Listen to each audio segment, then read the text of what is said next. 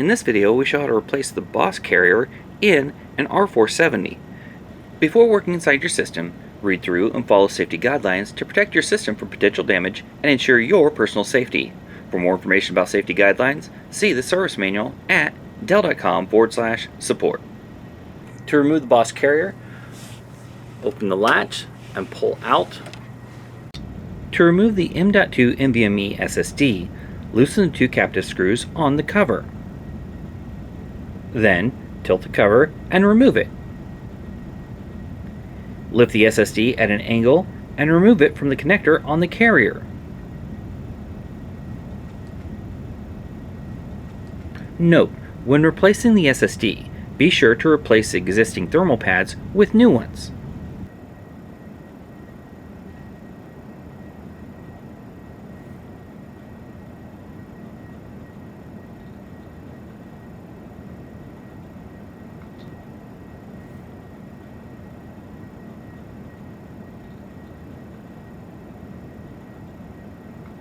To install the M.2 NVMe SSD, align it at an angle with the connector and slide it in.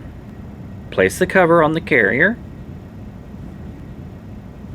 and tighten the two captive screws to secure it in place. And to install the BOSS carrier, align it with the slot, slide it all the way in, then close the latch to secure it in place. For more information or support about the PowerEdge R470, visit dell.com/support.